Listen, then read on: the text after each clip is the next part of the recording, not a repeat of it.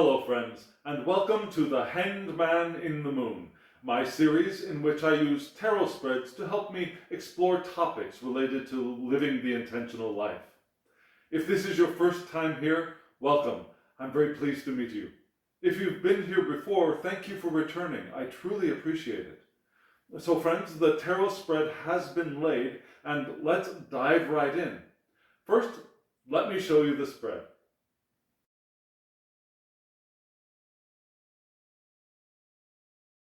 So you can see I'm using the melanated tarot. At the end of the video, I will give you the names of the creators, and below the video, you can find a link that will show you where you can go if you want to buy the deck. It's a beautiful deck. Don't you think so? So let's look at the first card, the theme or the anchor of this spread.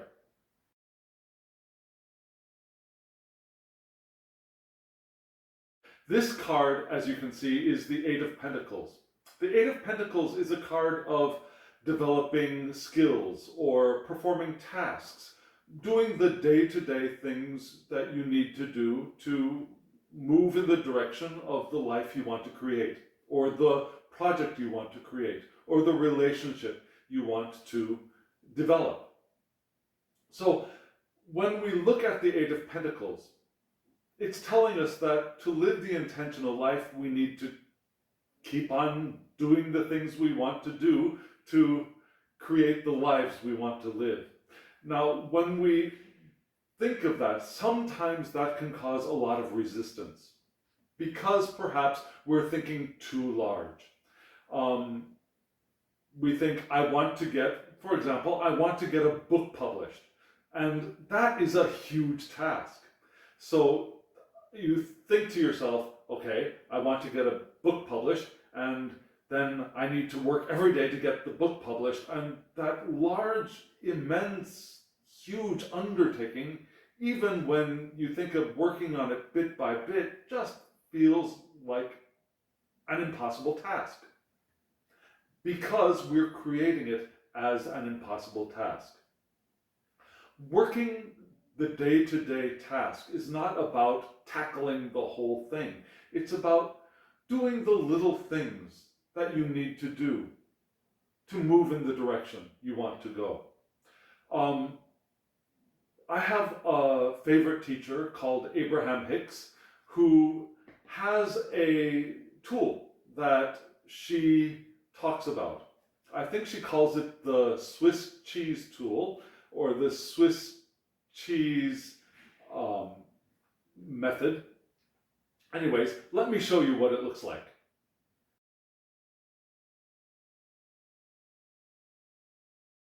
So here you can see we've taken a large project like spring cleaning. If you live in a large house, spring cleaning can be a daunting task.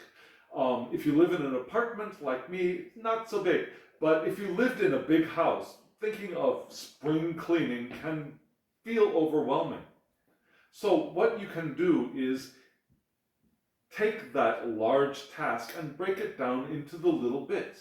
For example, as you could see in the picture I showed you, dry cleaning the drapes could be one task. Cleaning the blankets and comforters can be one task. Cleaning the drapes, even if cleaning the drapes might look like one huge insurmountable task, you could break that down. Take down the drapes, bring the drapes to the cleaners, pick up the drapes, rehang the drapes. It's all up to you. And so, after you've laid out the tasks you need to do, then you look at the not list, but look at what you have in front of you and choose the one that feels the best. Now don't choose the one that looks the hardest and tackle that and get it done, but rather choose the one that feels the best. Choose the one that feels the easiest, or choose the one that maybe it doesn't feel the best, but feels accomplishable. Something that if you did it, you wouldn't be struggling with yourself. Now, I mean, if that's the best you can do, do that. And when you're done with that, mark it off, and you can feel that sense of accomplishment. And that sense of accomplishment will make the next step much easier. Yeah? You've started breaking down your resistance, because really the reason why a task seems insurmountable is because of our resistance that we have built up around this concept of writing a book or cleaning the house for spring. So, in order to move in the direction of our intention, in order to live the intentional life, yeah, we need to move. We want to move. We want to move in that direction. And that's the main theme of this spread. Let's look at the next section.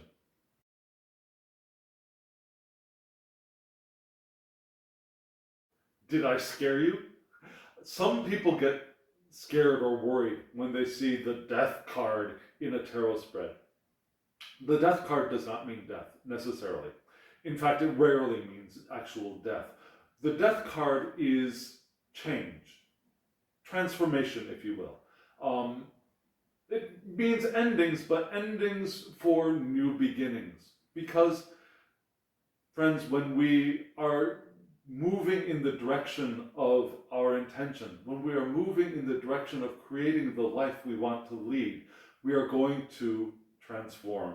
We are going to change. If we want to become the person who has the relationship that we want to become the person who is comfortable and happy and easy in the job we want to have. We want to become the person who lives in the house we dream of. If we were already that person now, we would be there. We would be in the relationship. We would be in the job. We would be in the house we want to live in. If we were already that person, we want to become the person living the life we want to live. And that involves transformation. It involves change. We will want to change. We want to change. And it will involve some endings. And as we change, as we transform, like a butterfly transforms from a caterpillar, as we transform, we will get a sense of and a secure feeling in the truth of our abundance. In this moment, in every moment. We will develop discipline, the discipline to live the life that we want to live. We will be able to manage our resources better. We will be the king of our kingdom that we are creating. But we are still moving in that direction. And in order to continue moving in that direction, we want to discover self-love. The more we love ourselves, truly love ourselves in our mistakes and in our successes, love ourselves in the things we lose and in the things we gain. Some people seem to mistake self-love for self-praise, and they're different. Sometimes we're going to not get what we want in the moment. And if we beat ourselves up for what we think is a failure, then that we're not expressing self-love. We're not loving ourselves. If we only love ourselves in our success, that is not self-love. Self-love is loving ourselves through everything. Things that sometimes might look like failure, but are not failure. They're just another step in the path, in the direction that we want to go. So, self-love, developing self-love will move us in the direction of becoming the kings and queens of our new domains. Let's look at the next section of the spread.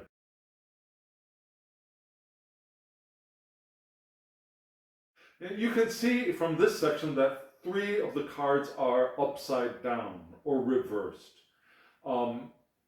And in this reading, what I see in that section is things that we are not able to express or we are not able to realize now, but really want to realize, really want to express, really want to experience. And the first one is we want to feel that energy, the passion for moving forward. We want to feel inspired in our actions. Have you felt inspired? Have you felt excited about doing something you wanted to do? Have you felt the passion to begin a project or begin a relationship or begin a new job before? It's a wonderful feeling. And it's not, we don't always feel it. And we want to. And sometimes we think that we're failing when we don't feel it. But that is not the case. We're not failing when we don't feel that. But we want to. Another thing we want to feel is excitement about the unknown. Yeah? We want to have the courage to take leaps of faith. We want to discover that free spirit that we had when we were 5 years old, for example. Remember that? Do you remember being 5 years old and just when you had freedom to go out and just do stuff? And you didn't have an aim, a goal, you didn't have something to accomplish, you just went out and did stuff for fun. And we want to feel that every day. And we don't always feel that every day, but that's what we want. We also want to feel the creativity, the earth goddess creativity, the creativity you feel when you know that you're bringing forth something into life, when you're giving birth to something, you're giving birth to a new relationship, you're giving birth to a new life. We want to feel that sense of creativity and fertility. And we don't always, but we want that. We want that. And we can have all three of those things. We can have that passion for what we are doing. We can have that sense of discovery and excitement. We can have that sense of giving birth and fertility and creation. We can have it every day, but we don't. And that's okay. But the reason that we don't is because we have blocked it off for ourselves. Any negative emotion, any sense of boredom, any sense of uncertainty, any sense of repetitiveness that we are feeling, that's all our own stuff, as they say. And we're creating our own resistance. And like I said just a moment before, when we create that resistance, the answer is not to beat ourselves up. The answer is to rediscover the love for ourselves. Self-love is going to bring us through those feelings, bring us past the feeling of boredom, past the feeling of ennui, past the feeling of uncertainty, past the clouds that are surrounding us. Let's look at the next section of the spread.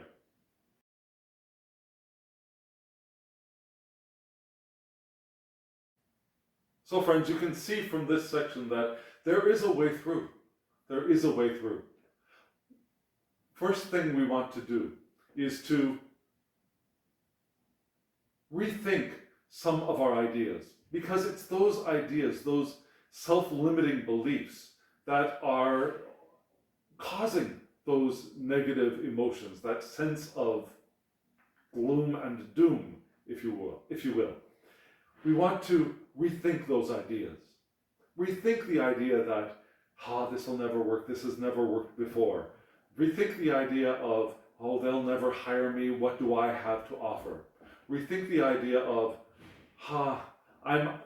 that person's out of my league. Rethink the ideas first. Try to go for a sense of inner clarity. Let the clouds disperse and rediscover the light inside, that self-love. That self-love is that first spark of the light of clarity from within. And then Once you found that clarity, we're not finished. Because one spark of clarity is not going to solve all of your resistance. Yeah? Those negative emotions, negative beliefs, self-limiting beliefs will continue to rise up from below, and we'll need to keep dealing with them in some way. We'll need to keep redirecting ourselves from those negative beliefs to that inner light again and again and again and again. And find a way of enjoying that redirection. If we find ourselves beating our inner thoughts down, trying to erase and eliminate and destroy the negative feelings within ourselves, we're only giving them power. What we want to do is allow them to settle to the side as we redirect our attention in another direction. We want to let that inner light shine for us. And as we feel and experience that inner light more and more, we will be able to return to the grand vision that we started out with when we began opening ourselves to the flow of our intention. We'll regain the belief in our long-term success. We'll become the king of our passion again. And being the king of our passion is wonderful, but again, it's not the last step. Let's move on to the last portion. Friends, you can see here, if you are sitting like the king in his throne and enjoying the light of your vision, the belief in your long-term success, that is wonderful, but it's not going to get you anywhere, really. Sitting there and reveling is a step. It's one step. But then when we want to move with the flow of our intention, we need to move out of our chair into the world. We need to move from our throne, through our castle, into our kingdom. And that's where we can start getting those that sense of the impossible mission, the unwieldy task, the burden of completing what we want to do. So, this is where we start getting back into doing the tasks, doing the little pieces that will lead us in the direction. And you'll notice that as you start doing the little tasks one by one, you'll feel that return of inspiration. You'll start seeing new opportunities. You may even notice that you can leave the rest of the list behind as you notice another direction for you to go. You might notice that your growth has grown beyond the list that you've created, and that's wonderful. You don't have to clutch the list. The list is just a tool in the moment.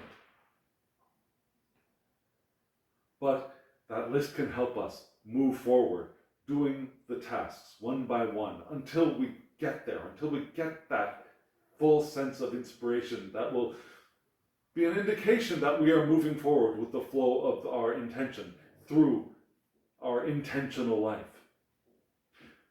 We will enjoy continued development of our skills this way. Because again, movement is not the goal, movement is the direction. As we move, we will continue transforming. Our skills will develop. We'll enjoy getting our hands dirty as we create the things we want to create. We'll relish the work we are doing because it won't feel like work, it will feel like joy. It won't feel like getting your hands dirty, it will feel like molding and shaping and creating.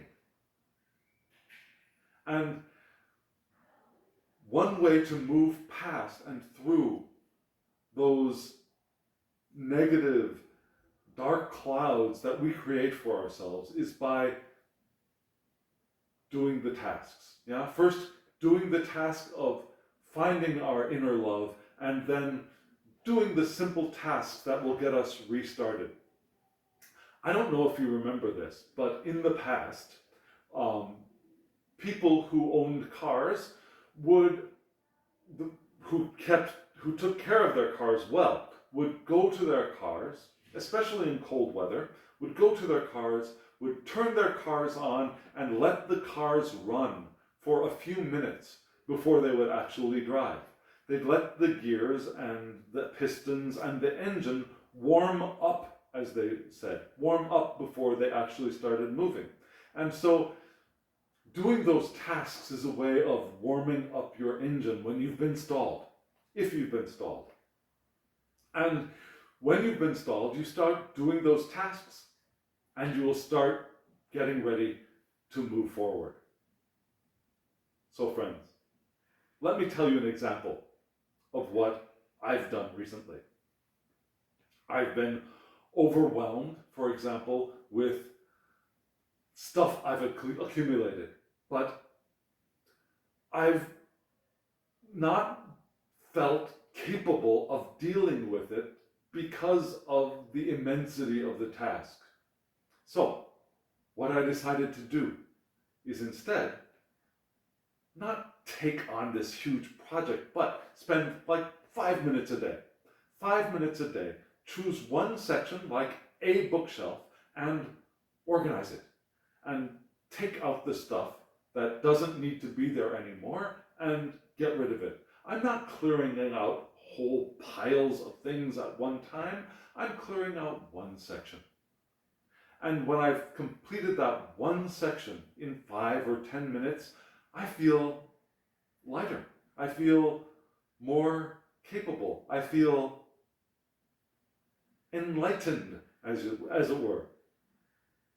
So doing those small tasks helps us to develop our skills and helps us to slowly break free of the chains we have created that have stopped us from moving in the direction we want to go. Because friends, the flow of our intention is always flowing. The only reason we're not moving with the rush, the power of our intention, is because we have chained ourselves. So friends, thank you. Thank you for being here. In a moment, I will show you the spread again and the creator of this deck. And also remember to like if you feel called to.